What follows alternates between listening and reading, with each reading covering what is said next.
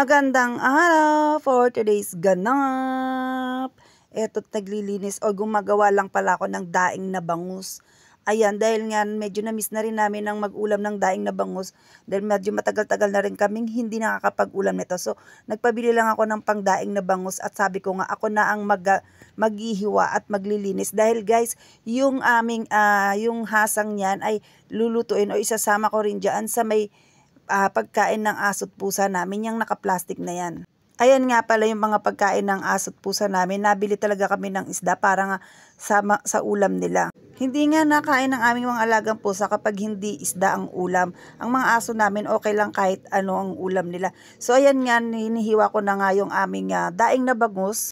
Hinati ko nga lang to sa dalawa para medyo madami-dami. Dahil 4 na piraso nga lang to. At para naman medyo tumagal-tagal ng kaunti yung pag-ulam namin dito. Nag-stock lang ako para pang almusal sa umaga at madali-daling lutuin, ayan. At saka ayun nga, tulad nga ng sinabi ko, medyo na-miss na rin namin tong daing na bangus. Pagkatapos ko nga palang maghiwa ng daing na bangus dyan, ay sinunod ko naman nalinisan yung baboy. Ayun, pagkatapos ko malinisan yung baboy, ipinalastik ko, tapos na-realize ko na imamarinate ko pala siya para ulam namin ng hapon. Hindi ko nga naipakita kung paano ko na lang siya na-marinate. O, nakalimutan ko rin mag-video dyan. Ayun nga, for the hugas lang ang portion dyan ng baboy na imamarinate ko. Pagkatapos nga, ay sinunod ko na rin yung pagkain ng aso para maisalang na rin. Siyempre kasama yung pusa. Hindi ko lang nabanggit yung aso't pusa. Joke lang. Ayan, siyempre yan, linis-linis lang. Katulad nga sinabi ko, plastic ko siya. So, ilalagay ko nga dapat sa ref. Tapos nung na-realize ko na wala pala kaming ulam ng hapon. Ayun nga pala yung imamarinate ko at lulutuin or iihawin namin mamayang hapon. So, ayan na nga, nililinis ko na yung mga hasang ng isda. Tapos yung pagkain naman ng aso na mga isdang binili rin.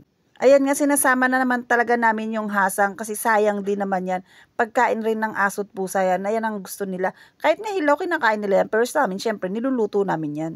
Guys, yung nabibili pala naming ulam ng aso na isda is hindi yan yung parang mga mababaho na or talagang medyo nadurog lang siya, nadurog-durog lang, pero mga sariwa din yan.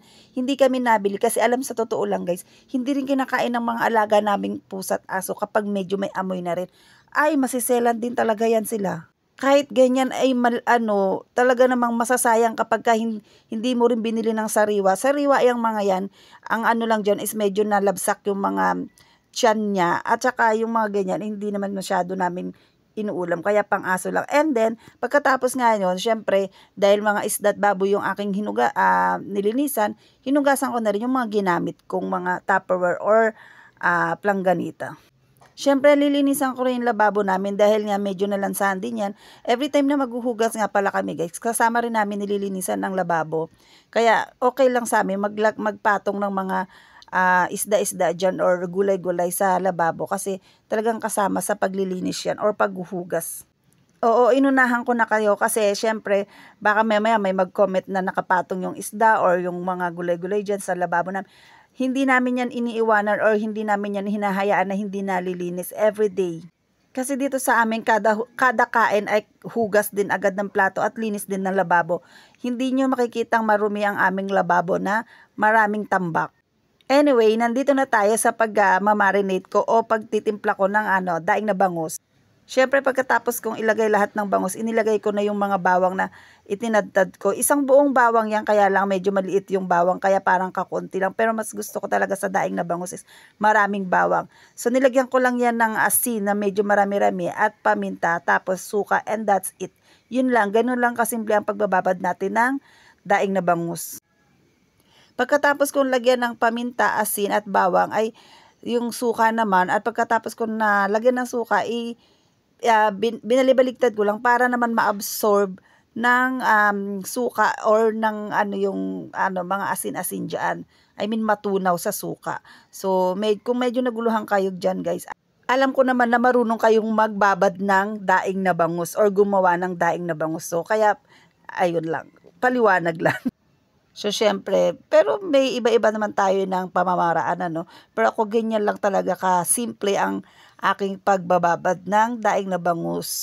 At syempre, pagkatapos kong lamug-lamugin yan, ay gumawa na rin ako ng ampalaya salad. O, so, ayan, yung parang, atsara, pero ito ay ampalaya, ganon. So, ayan na nga, nilalagay ko na sa may bote. Guys, ang ginawa ko lang dyan, hindi ko na piniga or binabad sa may mainit na tubig or ano yan, puro talaga yan. Hinugasan ko lang siya. Tapos naglagay lang ako ng ceiling green and yung sibuyas. Tapos nagpakulo lang ako ng suka na may luya. May timpla lang ng asin at paminta. Tapos ayan na nga, nilagay ko na. Medyo konti nga lang yung sukang na ko dahil konti na lang yung natira doon sa pagkakababat ko nga ng daing na bangus. So okay lang. Kaya ang ginawa ko dyan is shake ko na lang yung ampalaya para ma-absorb. Guys, sa mga hindi nakakaalam, no, kumakain kami ng salad na ampalaya. So medyo eto iniba ko kasi before is pag gumagawa ko niyan, hindi ko na niluluto yung suka. Talagang purong suka yung inihahalo ko sa ampalaya. But this time, niluto ko yung suka. Ayan, pero konti nga lang siya.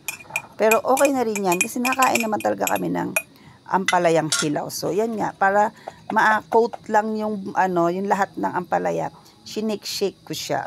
At syempre, kapag ikaw ay nagluluto or gumagawa ng mga ganitong mga pagkain, kailangan mong titikman. O, syempre, dahil ako ang gumawa, pasado sa akin.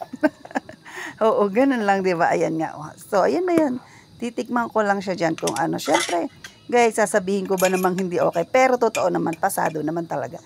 At sa mga katulad ko mahilig kumain ng ganito or sa mga kasamahan ko dito sa bahay, ay I'm sure na pasado yan. So, syempre, that is for today. Ganun lang ang ating ganap.